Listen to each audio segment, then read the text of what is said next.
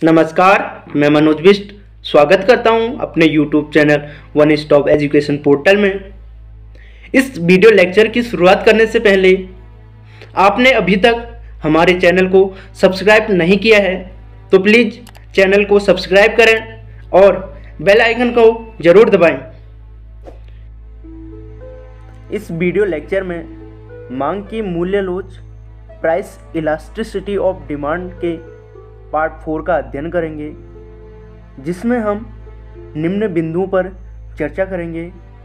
इन बिंदुओं में मांग के मूल्य लोच को मापने के प्रकारों के बारे में जानेंगे।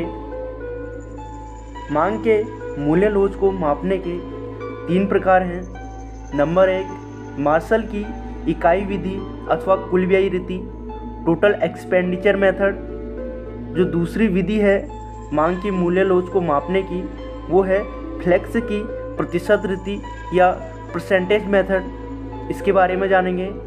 तीसरी जो विधि है मांग की मूल्य लोच को मापने की, वो है बिंदु रीति या पॉइंट मेथड जिसे कहते हैं, उसके बारे में जानेंगे। और उसके बाद मांग की मूल्य लोच तथा कुल व्यय में जो संबंध है, relation between price elasticity and total expenditure के बारे में जानेंगे। और उसके बाद मांग वक्र के किसी बिंदु पर मूल्य लोच की माप कैसे की जाती है, इसके बारे में जानेंगे। तो आइए शुरुआत करते हैं। मांग की मूल्य लोच को मापने की पहली विधि है मार्शल की इकाई विधि या कुल व्यय विधि, टोटल एक्सपेंडिचर मेथड। किसी वस्तु की कीमत में परिवर्तन के फलस्वरूप उस पर किए गए कुल व्यय में परिवर्तन से हम उस वस्तु की मूल्य लोच का पता लगा सकते हैं। किसी वस्तु की कीमत में परिवर्तन के फलस्वरूप उस वस्तु पर किए गए कुल व्यय में परिवर्तन से हम उस वस्तु की मूल्य लोच का पता लगा सकते हैं। किसी वस्तु की मूल्य लोच तथा उस पर किए गए कुल व्यय में जो है घनिष्ठ संबंध होता है। किसी वस्तु की मूल्य लोच और उस पर किए गए कुल व्यय में घनिष्ठ संबंध होता है। कुल व्यय विधि से हम केवल यह जान सकते हैं कि मूल्य लोच इकाई के बराबर है या इकाई से अधिक है अथवा इकाई से कम है। कुल व्यय विधि से जो है हम केवल यह जान सकते हैं कि मूल्य लोच जो है इकाई के बराबर है या इकाई से अधिक है अथवा इकाई से कम है। मूल्य लोच इकाई के बराबर EP = 1 कब होगा? जब किसी वस्तु की कीमत के बदलने पर मांग मात्रा में इतना परिवर्तन होता है कि उस पर कुल व्यय टोटल एक्सपेंडिचर जो है वो समान रहता है, तो मूल्य लोच इकाई के बराबर होगा। मूल्य लोच इकाई के बराबर कब होगा? जब कीमत के बदलने पर मांग मात्रा में इतना परिवर्तन होता है कि कुल व्यय जो है वो स्थिर रहता है, तो मूल्य लोच इकाई के बराबर होगा।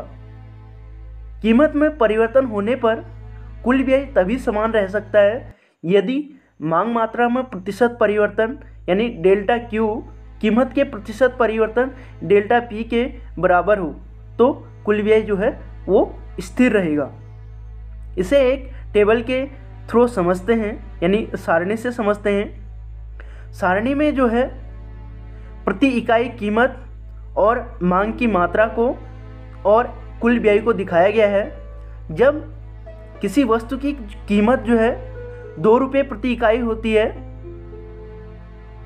तो मांग की जो मात्रा है उपभोक्ता द्वारा वो 600 इकाइयों की जाती है, जिससे उपभोक्ता की जो कुल व्यय होता है उपभोक्ता का वो 1200 के बराबर होता है। जैसे ही कीमत बढ़कर जो है 4 रुपये प्रति इकाई हो जाती है, कीमत बढ़कर 4 रुपये प्रति इकाई हो जाती है, तो मांग जो है मांग की मात्रा उपभोक्ता द्वारा कम की जाती है, 600 से 300 इकाई पर आ जाते हैं।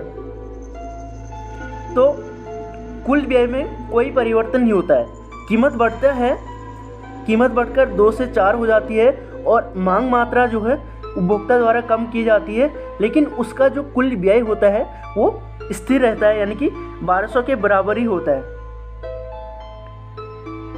इस प्रकार जब कीमत 4 रुपये से कम होकर 3 रुपये हो जाती है तो उपभोक्ता द्वारा वस्तु की मांग जो है बढ़ाकर 300 से 400 रुपये की 300 से जो है 400 इकाई कर दी जाती है और जो उसका कुल व्यय है वो तब भी स्थिर रहता है, यानी कि 1200 के बराबर ही रहता है। इस प्रकार मूल्य लोच इकाई के बराबर का मतलब यह है कि कीमत के बदलने पर जो है उस पर कुल व्यय जो है वो स्थिर रहता है, यानी कि कीमत के बदलने, यानी कि कीमत जो है वो 2 रुपये से बढ़कर जो है 4 रुपये हो जाती है तो उसका जो कुल व्यय है वो 2 रुपये पे भी जो है वो 1200 था और जो कीमत के बदलने पर 4 रुपये हो जाते हैं तो तब भी जो है उसका जो कुल व्यय था वो 1200 के बराबर ही है। तो इस स्थिति में जो है मांग की जो मूल्य लोच है वो इकाई के बराबर होगा।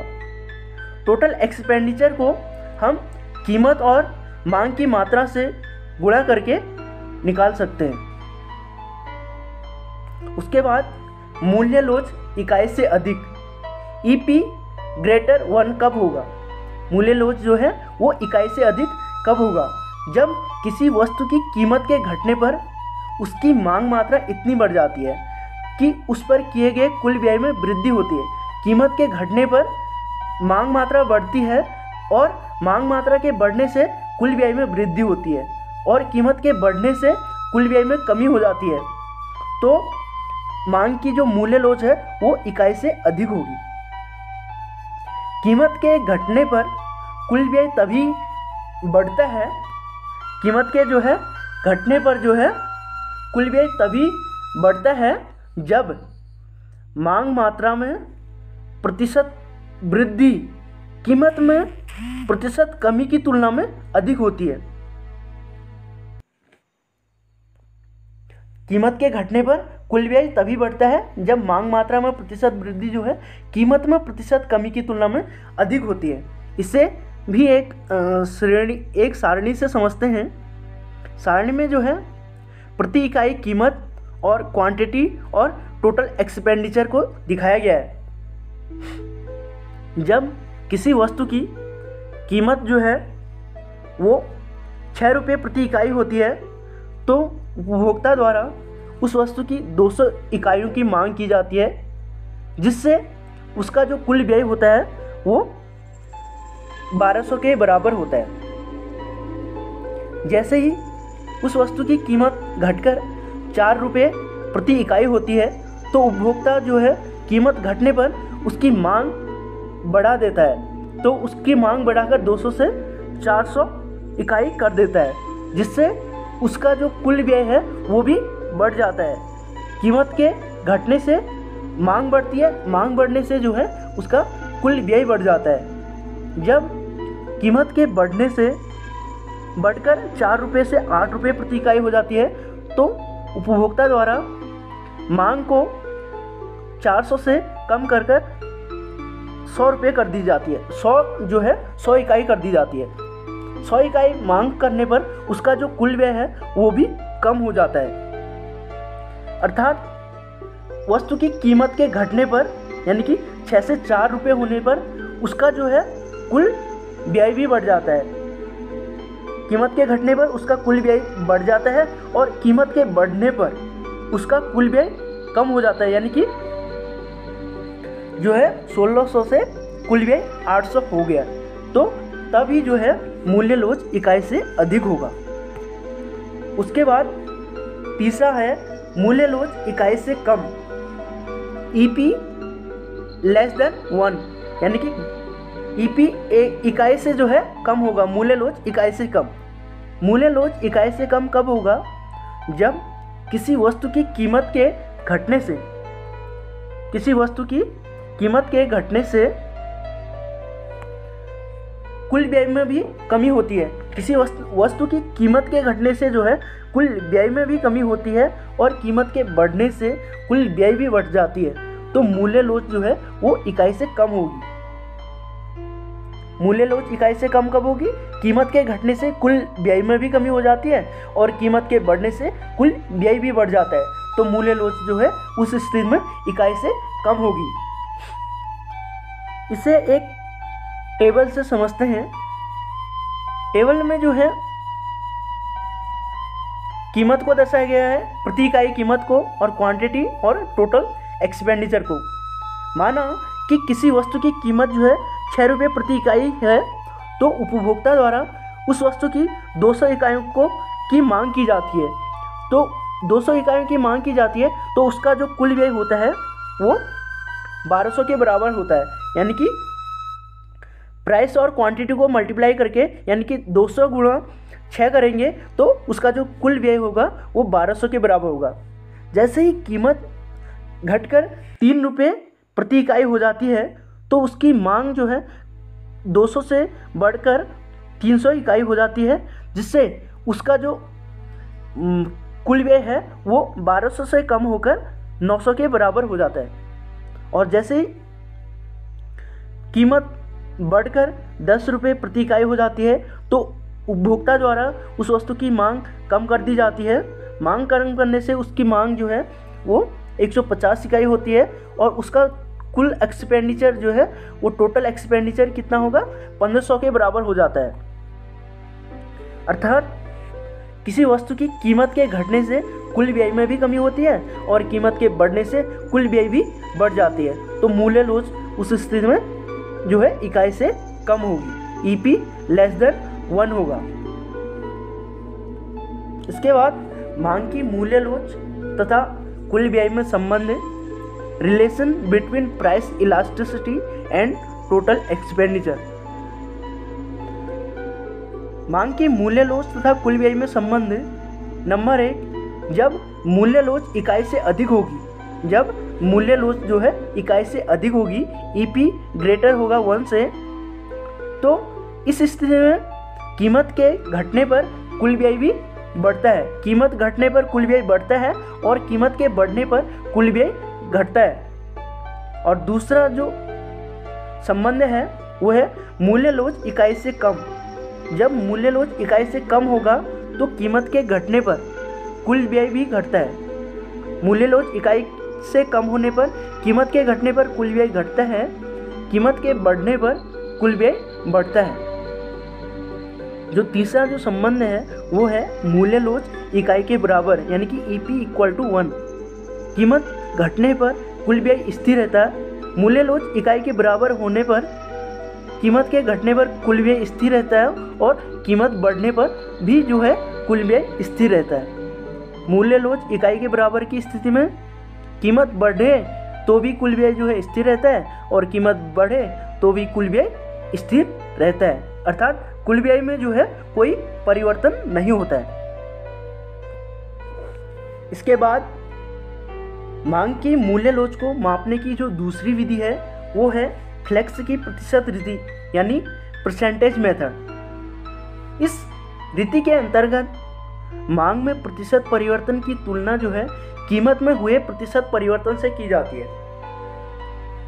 फ्लेक्स की प्रतिशत रीति में मांग में प्रतिशत परिवर्तन की जो तुलना है वो कीमत में हुए प्रतिशत परिवर्तन से की जाती है।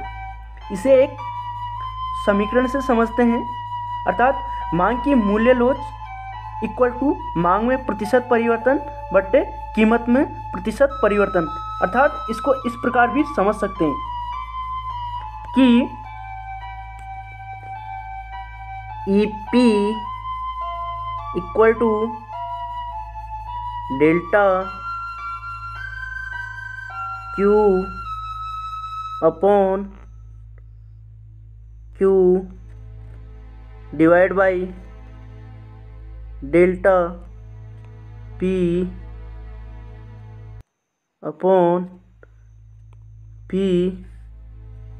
मल्टीप्लाई 100 मल्टीप्लाई 100 से भी समझ सकते हैं। अर्थात 100 से 100 कैंसिल हुआ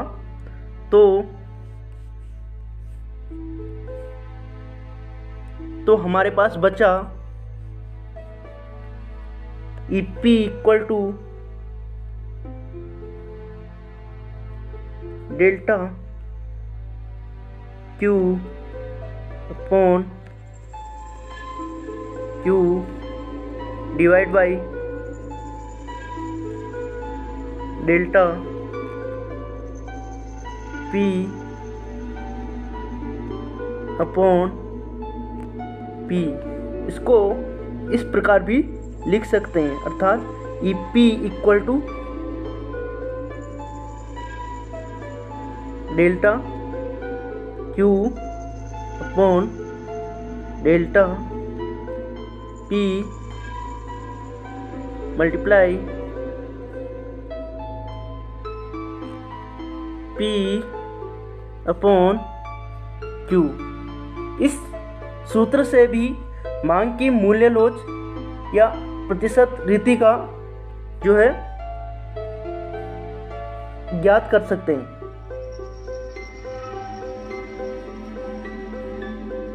एक मांग वक्र के सभी बिंदुओं पर भी मूल्य लोच इकाई के समान हो सकता है। एक मांग वक्र के सभी बिंदुओं पर भी मूल्य लोच इकाई के समान हो सकता है। इसे एक रेखाकृति से समझते हैं। रेखाकृति में इकाई के समान मूल्य लोच का मांग वक्र दिखाया गया है। रेखाकृति में डी डी जो है वो मांग वक्र है और एक्स अक्ष पर जो है क्वांटिटी को दिखाया गया है और वाई अक्ष पर प्राइस को दिखाया गया है। जब किसी वस्तु की प्रारंभिक कीमत जो है P0 होती है तो P0 पर उस वस्तु की जो मांग की जाती है उपभोक्ता द्वारा वो Q1 के बराबर की जाती है। जैसे ही कीमत में परिवर्तन होकर P1 हो जाती है तो कीमत में परिवर्तन होकर P1 होने पर उसकी मांग में भी परिवर्तन होता है उसी अनुपात में, अर्थात Q2 हो जाती है। मांग में जो है कम होकर मांग वो Q2 के बराबर हो जाती है। जैसे ही कीमत बढ़कर P2 हो जाती है तो उस वस्तु की जो मांग है वो घटकर Q2 से Q3 हो जाती है। इस प्रकार हम कह सकते हैं कि एक मांग वक्र के सभी बिंदुओं पर भी जो है मूल्य लोच इकाई के समान हो सकती है।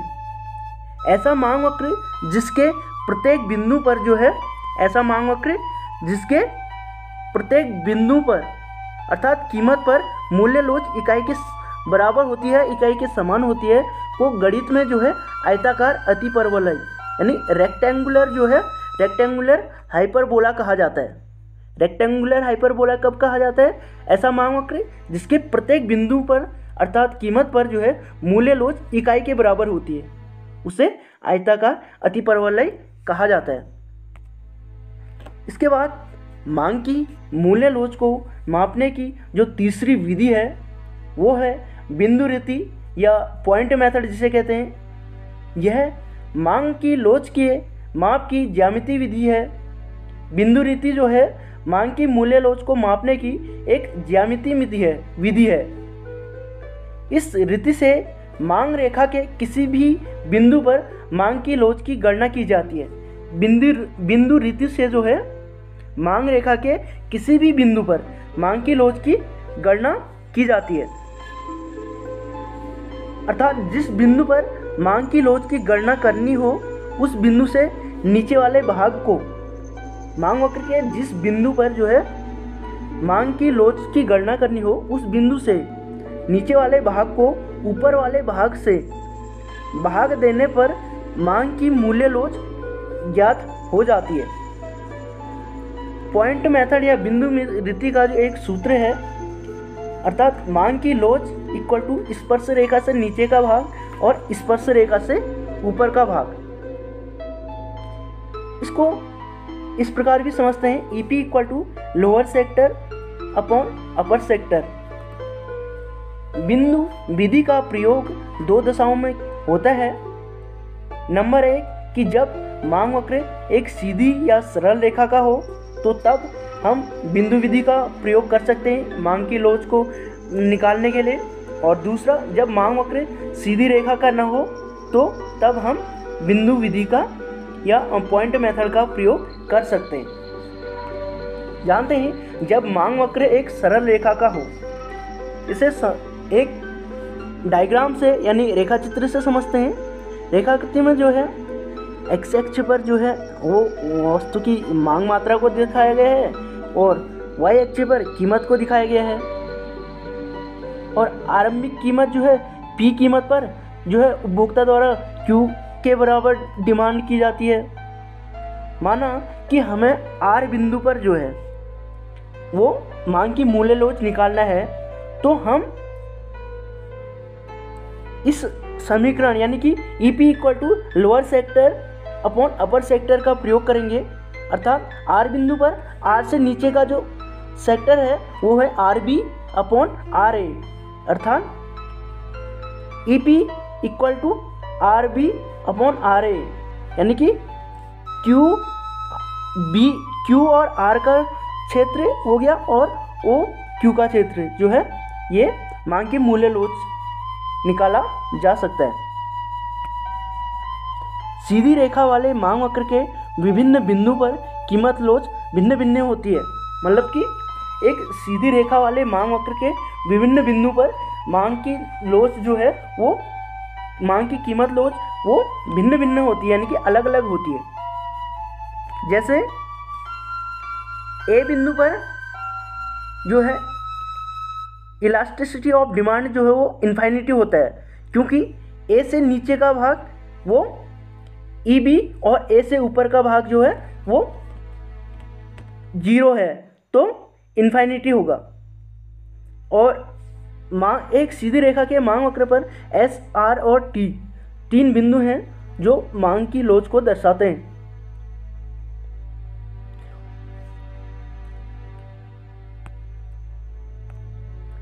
जब मांग वक्र एक सरल रेखा का ना हो, ऐसी स्थिति में मांग की मूल्य लोच ज्ञात करने का सूत्र तो वही रहता है, अर्थात ED equal to lower sector upon upper sector रहता है। लेकिन मांग वक्र पर जो है हम अलग से एक स्पर्श रेखा खींच देते हैं, यानी कि स्पर्श रेखा खींच देते हैं। जैसे रेखाकृति में जो है वो DD मांग वक्र को दर्शाता है, ये DD जो है वो मांग वक्र को दर्शाता है, और इस पर जो है हमने A और B जो है एक स्पर्श रेखा खींची है, और x अक्ष पर वस्तु की मांग मात्रा को दिखाया गया है और y अक्ष पर जो है कीमत को।